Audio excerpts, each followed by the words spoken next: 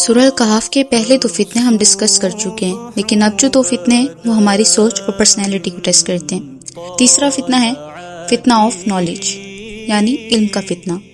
موسیٰ علیہ السلام اللہ تعالیٰ کے نبی تھے اور اللہ تعالیٰ نے انہیں خضر کے پاس علم سیکھنے کے لیے بھیجا۔ سفر میں خضر علیہ السلام نے ایک کشتی میں سوراخ کر دیا، پھر ایک لڑکے کا قتل کیا اور ایک دیوار کو بنا کسی کمپنسیشن کے ٹھیک کر دیا۔ موسیٰ علیہ السلام کو یہ سب سمجھ نہیں آیا، اس لیے انہوں نے سوال کیا، لیکن جب خضر علیہ السلام نے آخر میں سب کچھ ایکسپلین کیا، پتہ چلا کہ ہر چیز کے پیچھے ایک حکمت تھی جو موسیٰ علیہ السلام اس وقت نہیں جانتے تھے۔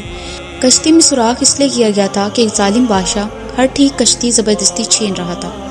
لڑکے کے بارے میں اللہ تعالیٰ نے بتایا کہ اس کے مومن پیرنٹس کے لیے اس کی وجہ سے فتنہ کا خطرہ تھا، یعنی وہ بڑے ہو کر نافرمان ہو جاتا، اور دیوار کے نیچے 2 یتیم بچوں کا خزانہ محفوظ تھا۔ بٹ یہاں سے ایک ڈیپ لیسن ملتا ہے، اور وہ یہ کہ تم اپنی سٹوری کا ایک پیج دیکھ رہے ہوتے ہو، اللہ تعالیٰ نوز یور ہول سٹوری، اس لیے ہر وہ چیز جو تمہیں سمجھ نہیں آ رہی ضروری نہیں کہ وہ تمہارے خلاف ہو۔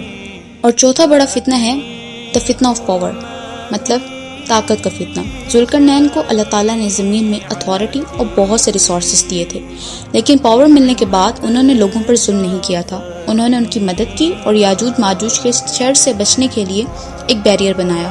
اور جب انہوں نے اتنا بڑا کام کر لیا تو سارا کریڈٹ خود نہیں لیا، بلکہ انہوں نے کہا کہ یہ میرے رب کی طرف سے ایک رحمت ہے۔ یہی پاور کا اصل ٹیسٹ ہے۔ جب اللہ تمہیں اختیار دے تو کیا تم خود کو بڑا سمجھتے ہو یا اپنے رب کو؟